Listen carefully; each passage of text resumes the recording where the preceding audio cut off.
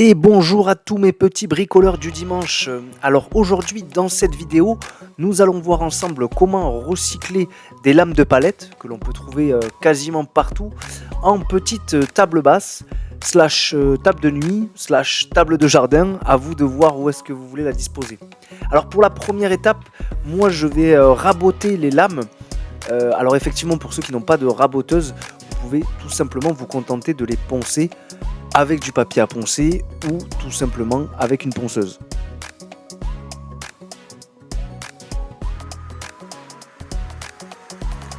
Donc je prends bien le temps de faire chaque arête de mes lames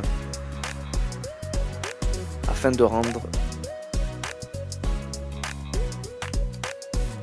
Maintenant je vais les couper en deux. Alors à vous de voir en fonction de la taille de la table que vous allez vouloir faire. Moi c'est quelque chose d'assez petit. Donc je vais couper les planches pour pouvoir justement les utiliser en une fois.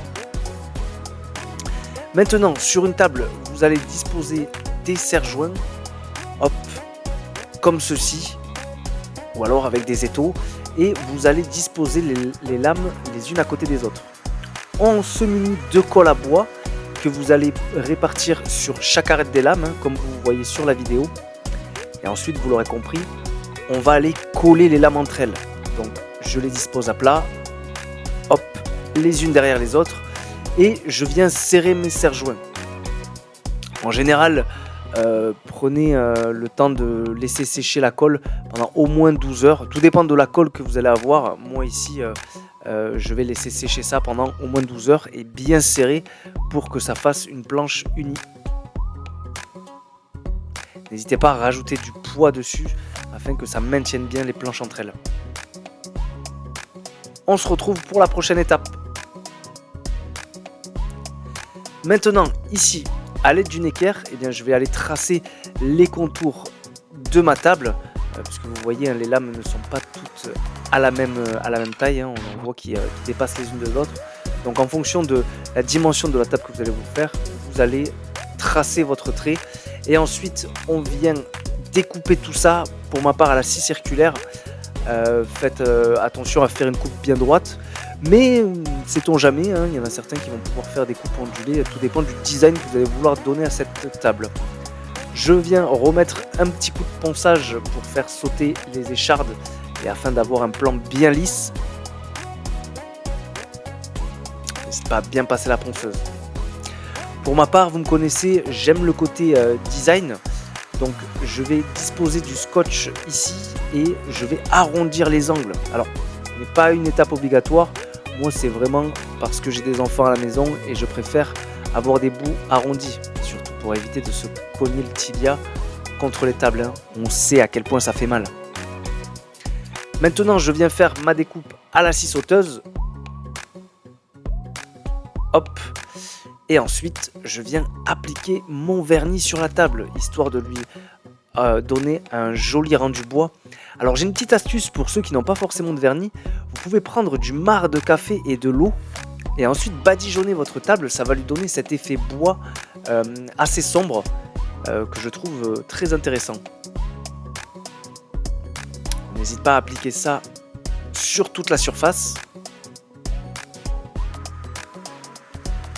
Et voilà, donc comme vous pouvez le voir, moi j'ai fait deux plateaux, puisque ce sera un premier plateau sur le haut et un plateau un peu plus petit sur le bas. Maintenant, pour la prochaine étape, eh bien, on va faire les pieds. Alors ici, je vais utiliser des tubes de métal, mais évidemment, en fonction du design que vous voulez lui donner, si vous n'avez pas forcément du métal à portée de main, vous pouvez leur faire des pieds en bois. Le souci, c'est que là, je vais utiliser la machine qui me permet de courber le métal. Machine que j'ai fabriquée moi-même et qui viendra dans un autre tuto. Donc, vous voyez, je lui donne un arrondi assez spécifique. Je cale mon angle et ensuite, je viens faire passer la barre au milieu. Et donc, vous voyez, elle devient courbée. Pas comme Julien. Ici, je viens souder mes deux barres pour le cadre. Donc il y aura exactement 4 barres. Et ce cadre va tout simplement me permettre de faire un support pour ma table. Donc ici, j'ai un peu cramé ma soudure, donc je me permets d'enlever les excédents. Voilà, donc vous voyez ici, j'ai mon premier cadre. Je viens en dessous fixer les pieds que j'ai reliés justement avec un joint pour solidifier tout ça.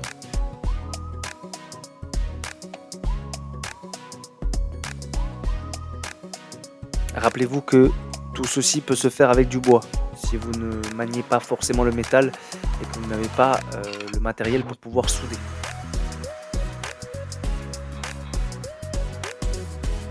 Lorsqu'on fait la soudure, toujours avec le casque, pour pas se brûler la rétine, parce que vous pouvez le voir rien qu'en vidéo, ça éblouit pas mal les yeux et il y en a beaucoup qui oublient de mettre justement leur casque, ça peut être dangereux pour les yeux.